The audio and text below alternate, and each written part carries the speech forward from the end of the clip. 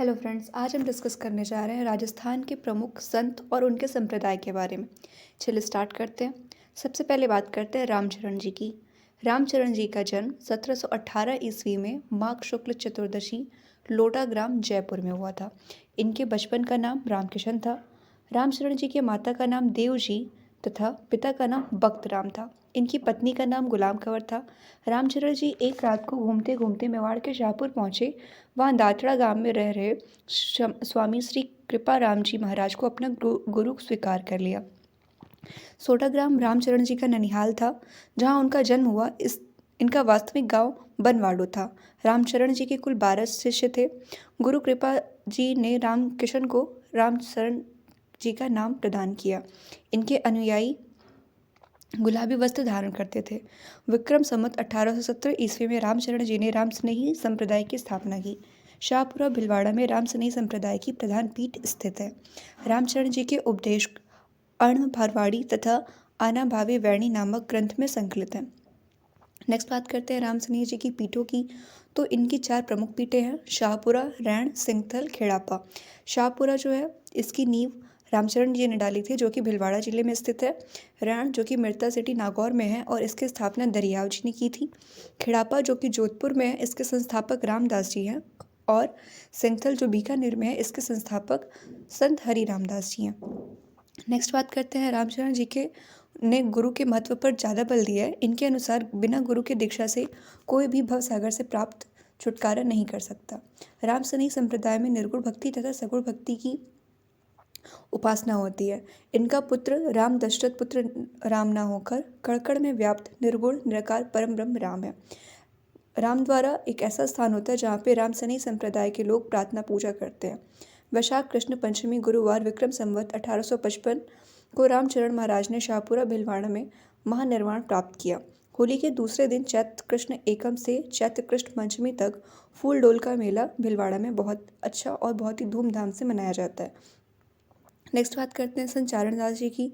चारणदास जी का जन्म अलवर जिले में डेहरा नामक गांव में 1703 ईस्वी में मुरलीधर वैश्य के हुआ था। इनके गुरु का नाम शुकदेव मुनि था। इनकी माता का नाम कुंजू देवी। इनका प्रारंभिक नाम रणजीत था। इनके प्रमुख ग्रंथ ब्रह्म ज्ञान सागर, ब्रह्मचरित, भक्ति सागर तथा ज्ञान सर्वोदय है। चरणदास जी पीले वस्त्र पहनते थे, इसलिए इनके जो अनुयायी भी होते हैं वो भी पीले वस्त्र पहनते हैं। इन्होंने नादिर शाह के आक्रमण की भविष्यवाणी भी की थी। श्रीमद् भागवत को चरणदास जी ने आधार ग्रंथ माना है। चरणदास जी का पंथ चरणदासी पंथ कहलाता है। चरणदासी पंथ सगुण एवं निर्गुण भक्ति मार्ग का मिश्रण है। चरणदासी पंथ का मेवात तथा दिल्ली के क्षेत्र में अत्यधिक प्रभाव है। राज्य का एकमात्र संत जिनका जन्म राजस्थान में हुआ, परंतु इनका जो प्रमुख पीठ है वो दिल्ली में है। इनकी 2 प्रमुख शिष्याएं हुई, सहजोबाई और दयाबाई। बात करते हैं सहजोबाई की, तो इनका जन्म डेहरा गांव अलवर के एक वैश्य परिवार में हुआ था। इन्होंने सहज प्रकाश नामक ग्रंथ की रचना की। दयाबाई दयाबाई का जन्म मेहराग्राम अलवर में हुआ था। इन्होंने दयाबोध और विनय मल्लिका नामक 2 ग्रंथों की रचना की। इस संप्रदाय के कुल 42 नियम हैं। चरणदास जी का निधन दिल्ली में 1782 में हुआ। यहाँ इनकी समाधि पर वसंत पंचमी को मेला लगता है। नेक्स्ट बात करते हैं धन्ना जी की। इनका जन्म 1415 ईस्वी में धुवन टोंक में हुआ था। धन्ना जी जाति से जाट थे। इनके द्वारा रचित पदों को धन्ना जी की आरती कहा जाता है। 5वें सिख गुरु अर्जुन देव ने भी धन्ना जी की भक्ति भाव के बारे में गुरु ग्रंथ साहिब में लिखा हुआ है। इनका मुख्य मेला धुवन गांव टोंक में लगता है, जहां सर्वाधिक अनुयायी पंजाब से आते हैं। धन्ना जी निर्गुण उपासक थे। धन्ना जी राजस्थान छोड़कर बनारस गए और रामानंद के शिष्य बन गए। राजस्थान में भक्ति आंदोलन के जनक संत धन्ना जी को ही माना जाता है। धन्ना जी का स्मारक जोबनेर जयपुर में स्थित है और खरीफ की फसल बीमार होने पर धन्ना जी की आरती को गाया जाता है। नेक्स्ट बात करते हैं लालदास जी की। लालदास जी का जन्म मेवात प्रदेश के धौलीधू गांव में श्रावण कृष्ण पंचमी 1540 ईस्वी में हुआ था। इनकी माता का नाम संपदा व पिता का नाम चांदमल था। ये जाति से मेव जाति के लकड़हारे थे। इनका पूजा स्थल अलवर, शेरपुर व नगला में है। भरतपुर व अलवर की मेव जाति में लालदास जी अधिक मान्यता है। लालदासी संप्रदाय के उपदेश वाणी नामक ग्रंथ में संकलित हैं। लालदास जी ने लालदासी संप्रदाय की स्थापना की। इनकी समाधि नगला भरतपुर में है। इन्होंने हिंदू मुस्लिम एकता पर बल दिया। लालदास जी ने तिजारा के मुस्लिम संत गद्दन चिश्ती मध्याम से दीक्षा ली थी। इनकी मृत्यु नगला गांव भरतपुर रियासत में हुई। लालदास की चेतावनियाँ यह उनका प्रमुख काव्य ग्रंथ है।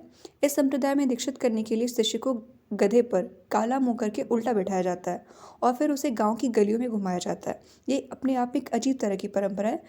ये ऐसा इसलिए किया जाता है ताकि उसके जीवन में लेश मात्र का भी अभिमान न रहे। नेक्स्ट बात करते हैं हरिदास निरंजनी की। इनका जन्म कापटोद नागौर में हुआ था। ये सांकला क्षत्रिय परिवार के थे। इनका मूल नाम हरि सिंह था। हरिदास जी ने निर्गुण भक्ति का उपदेश निरंजनी संप्रदाय चलाया।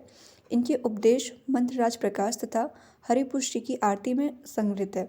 हरिदास जी संत बनने से पहले डकैत थे, यानी ये लोगों को डाका डालकर लूटते थे। इन्हें कलयुग का वाल्मीकि भी कहा जाता है, क्योंकि वाल्मीकि जी भी पहले डाकू थे। इनको कुटुंबियों के महात्माओं ने समझाया कि जो हत्या लूट करेगा वही उस पाप का भागीदार होगा। यह सुनकर हरिदास जी ने डकैत का मार्ग छोड़ दिया।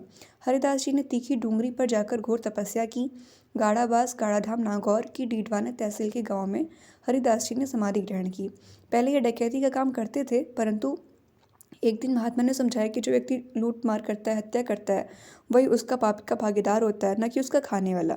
यह सुनकर हरि सिंह डकैती का कार्य छोड़कर कापडौद के नज़दीक तीखी डोगरी पर घोर तपस्या करने लगे और उन्होंने निरंजन संप्रदाय चलाया। इनके द्वारा जो रचित प्रमुख ग्रंथ हैं वो हैं वृद्धावली, भर्तृहरि संवाद तथा साखी। नेक्स्ट बात करते हैं मावर जी की। मावर जी को महामनोहर के नाम से भी जाना जाता है। इनका जन्म बागर प्रदेश के सामला ग्राम डूंगर पे हुआ था। 1727 ईस्वी में बेड़ेश्वर नामक स्थान पर संत मावर जी को ज्ञान की प्राप्ति हुई और यहीं पर इन्होंने बेड़ेश्वर धाम की स्थापना की। बेड़ेश्वर धाम में सोम, माही, जाखम 3 नदियों का संगम है, जहाँ पे ये मेला बेड़ेश्वर मेला लगता है। मावर जी की वाड़ी चोपड़ा कहलाती है। संत मावर जी की पीठ जो है वो साबला ग्राम में स्थित है। संत मावर जी का प्रमुख मंदिर माही तट पर सामला गांव में है। इन्हें श्री कृष्ण के निकलंकी अवतार के रूप में माना जाता है। संत मावर जी ने निष्कलंक संप्रदाय की स्थापना की। नेक्स्ट बात करते हैं संत रज्जब जी की। संत रज्जब जी ये दादू के शिष्य थे। इनका जन्म सांगानेर जयपुर में 16वीं शताब्दी में हुआ था। विवाह के लिए जाते समय दादू जी के उपदेश सुनकर ये उनके शिष्य बन गए और इनकी खास विशेषता ये है कि ये जीवन भर दूल्हे के वेश में ही रहे और दूल्हे के वेश में रहते ही वे इन्होंने दादू के उपदेशों का बखान किया। रज्जब, वाणी एवं सर्वगी इनकी प्रमुख ग्रंथ है। रज्जब जी की प्रधान गद्दी सांगानेर यानी जयपुर में है और इनकी मृत्यु भी सांगानेर जयपुर में हुई। नेक्स्ट बात करते हैं संत सुंदरदास जी की। संत सुंदरदास जी का जन्म दौसा जिले के खंडेलवाल वैश्य परिवार में हुआ था। सुंदरदास जी के पिता का नाम श्री परमानंद शाह शुका था व माता का नाम सती था। दादू पंथ में नागा साधु वर्ग का प्रारंभ संत सुंदरदास जी ने स्टार्ट किया था।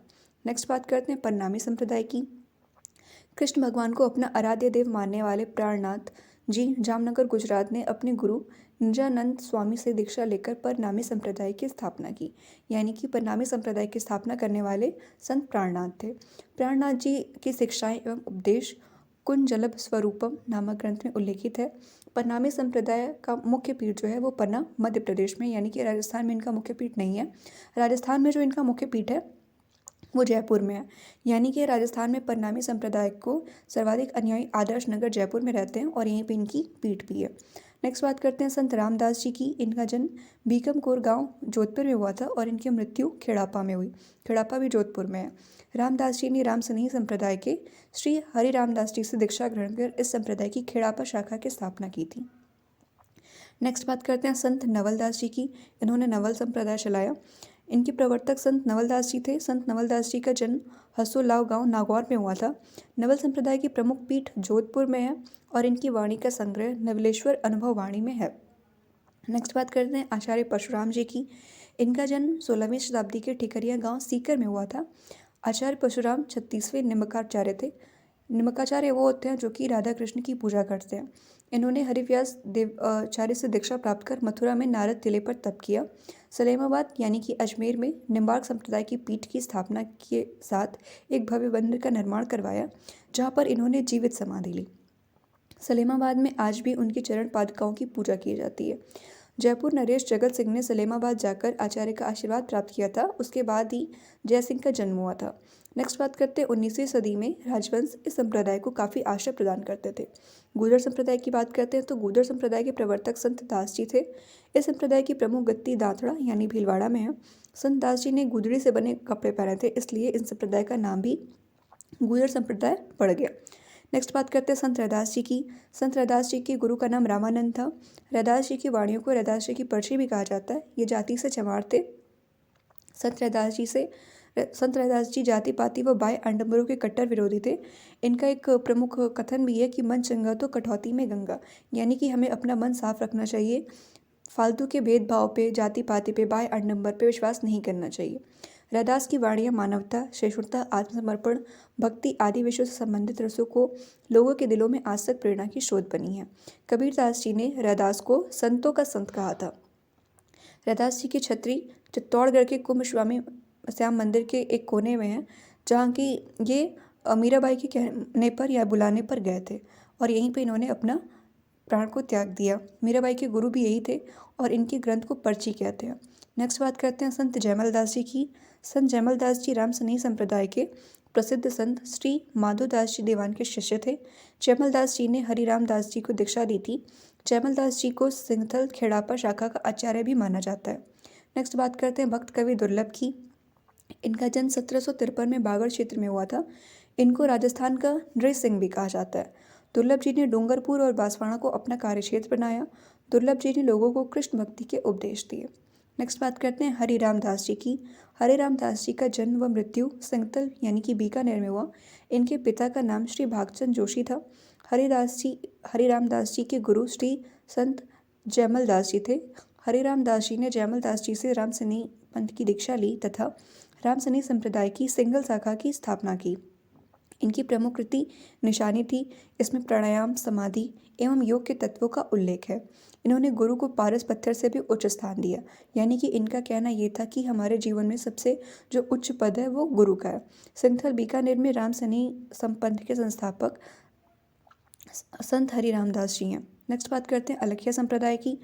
अलखिया संप्रदाय यानी कि चूरू जिले में जन्मे स्वामी लालगिरी द्वारा 10वीं शताब्दी में इस निर्गुण भक्ति संप्रदाय की स्थापना की गई। अलखिया संप्रदाय की प्रमुख पीठ बीकानेर में है। अखल स्तुति प्रकाश इन संप्रदाय का प्रमुख ग्रंथ है। नेक्स्ट बात करते हैं नरहड़ के पीर। नरहड़ के पीर का नाम हजरत शक्कर बाबा बताया जाता है। इनकी दरगाह चिड़ावा यानी कि झुंझुनू के पास नरहड़ ग्राम में है। शेख चलीम चिश्ती नरहड़ पीर के ही शिष्य थे, जिनके नाम पर बादशाह अकबर ने अपने पुत्र सलीम यानी कि बादशाह जहांगीर का नाम रखा था। नरहड़ पीर को शेखावटी यानी कि सीकर, चूरू, झुंझुनू क्षेत्र में पूरी मान्यता है। नरहड़ के पीर का उर्स यानी कि उनका मेला जो होता है वो जन्माष्टमी पर बढ़ता है। पुरानी मान्यता के अनुसार पागलपन के असाध्य रोगी भी इनकी जात से ठीक हो जाते थे। नरहड़ के पीर बागड़ के धनी के रूप में प्रसिद्ध है, यानी कि इनको बागड़ के धनी भी कहा जाता है। नरहड़ के पीर की दरगाह सांप्रदायिक सद्भाव का अनूठा स्थल माना जाता है। नेक्स्ट बात करते हैं ख्वाजा मुइनुद्दीन चिश्ती जी की। गरीब ख्वाजा मुइनुद्दीन चिश्ती का जन्म फारस के गांव सर्जरी में हुआ था। अजमेर जिले में ख्वाजा मुइनुद्दीन चिश्ती की दरगाह है, जहाँ उर्स पर विशाल मेला लगता है। यह उर्स रज्जाब मास की 1 माह से 6 तारीख तक बढ़ता है। मुइनुद्दीन चिश्ती ने पृथ्वीराज चौहान तृतीय के काल में अजमेर को अपनी कार्यस्थली बनाया था। उर्स का मेला हिंदू मुस्लिम सांप्रदायिक सद्भाव का सर्वोत्तम केंद्र है। अकबर पुत्र प्राप्ति की अभिलाषा से पैदल जियारत करने यहाँ आते थे। नेक्स्ट बात करते हैं पीर फखरुद्दीन की। ये दाऊदी बोहरा संप्रदाय के आराध्य पीर हैं। पीर फखरुद्दीन की गालियाकोट यानी कि डूंगरपुर में दरगाह है। आशा करते हैं आपको ये टॉपिक अच्छे समझ में आया होगा। मिलते हैं नेक्स्ट वीडियो में। Thanks for watching.